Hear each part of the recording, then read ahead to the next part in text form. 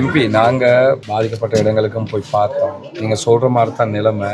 எங்களால் முடிஞ்சதை நாங்கள் பண்றோம். நீங்க சொல்றது மேலதிகமாக கேட்டாலும் இல்ல, இது நீங்க செஞ்சிருக்கிறது இல்ல இன்னும் மேலதிகமாக வேணும்னாலும் மக்களாக நாங்க ரெடி. பட் இதே நேரத்துல நீங்க சொல்ற மாதிரி அவசரமா ஏதாவது தாவக்காலிக்கவாவது இந்த மக்களை தங்க வைக்கிற ஆல்ரெடி நாங்க இப்ப இந்த வத்துக்கர ஏரியாவில் இருக்கிற மக்கள் பண்ண நாங்களோட அந்த இடிஞ்ச லயம் அந்த வீடுகளுக்குள்ள போனோம். முடியும்னா தற்காலிகமாக ஏதாவது பண்ணுங்க.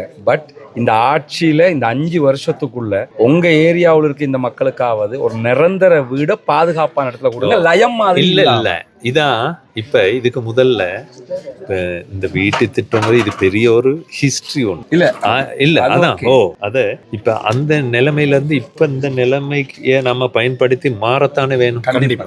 ஏன்னு கேட்டா இனி தனி வீட்டு சிஸ்டம் மலை மேட்டுள்ளுக்கு சரி வராது. எவ்வளவு கஷ்டத்துல இருக்கிறாங்க.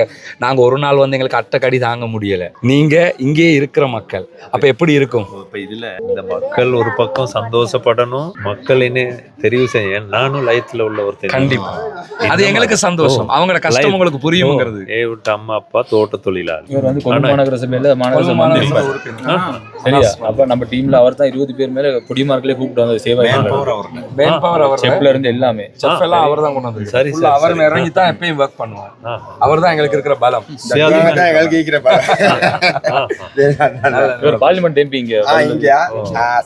உங்களோட மேயர் என்ற நல்ல ராய் வந்து எங்களோட கூட்டாளி அரகலையில இருந்து ராயம்மா. நான் சொல்றேன் அவங்களுக்கு தேவையானதை அதனால கேட்டு இது பண்ணும். இப்ப நீங்க செய்யற அந்த உதவி எல்லாம் சாதாரண உதவி. ராயம்மா ஹாய் ஹாய் செல்வா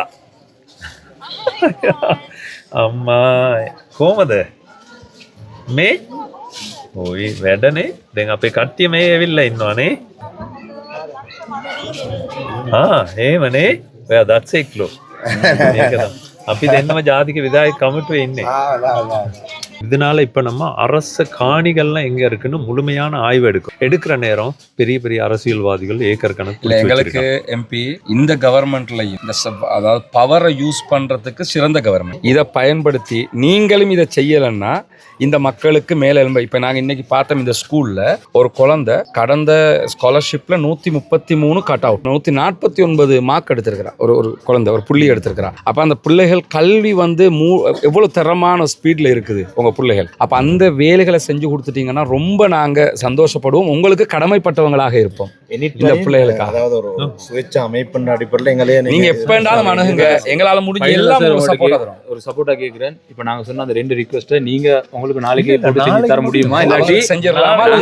பொடியமார்கள் போட்டு இப்ப செஞ்சு முடிச்சிருப்போம். நீங்க செஞ்சு இந்த உதவியே பெரிய ஒரு இது. செயல்ல ஈடுபடாத இன்னொரு செயலணியும் இருக்கு. நான் நினைக்கிறேன் ஃபேக் புக் எஃபி ஃபேக் புக் செயலணி. ஒண்ணுமே செய்ய மாட்டான், தட்டிக்கிட்டு இருப்பான். கீபோர்ட் போராளிகளுக்கு அஞ்ச வேண்டிய அவசியம் இல்ல. உங்களுக்கு ஒரு அன்பளிப்பு வச்சிருக்கிறோம். தமிழ் மீடியம் படிச்சிருக்கீங்களா? தமிழ்.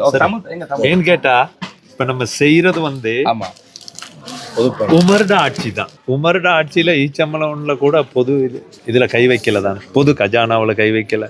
ஹத்தாப் ரலியல்லாஹு அன்ஹு பத்தி நினைவூட்டினதுக்காக ரொம்ப மகிழ்ச்சி அடைகிறோம். உமர்ட ஆட்சி தான். அந்த ஆட்சியை அந்த விதத்துல காந்தி ஆசைப்பட்டார். உமருடைய ஆட்சி மாதிரி பாரதத்துக்கு ஒரு ஆட்சி வரணும்னு. அந்த ஆட்சி ஆசைப்படலாம், வரணும், நிலைக்கணும். அப்படி நின்றுச்சுன்னா எங்களுக்கு சந்தோஷம்.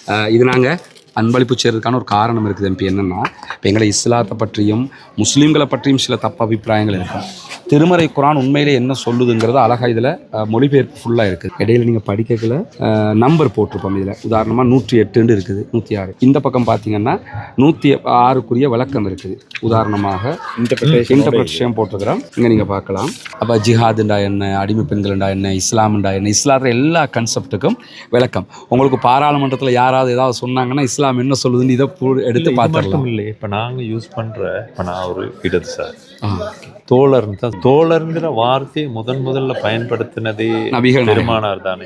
சஹாப் என்ன சஹாபி.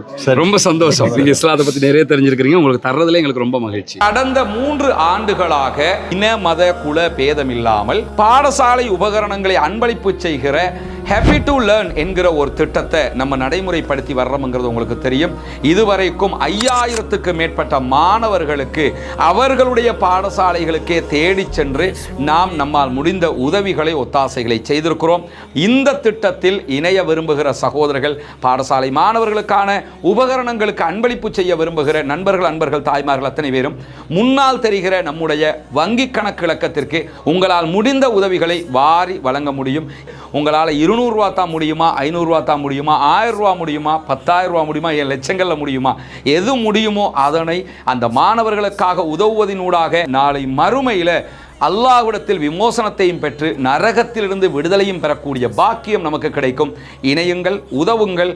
நாளை மறுமையிலே அல்லாஹ்விடத்தில் நிறைய விமோசனங்களை பெற்றுக்கொள்ளுங்கள் என்கிற அழைப்பை கூறிக்கொள்கிறோம்.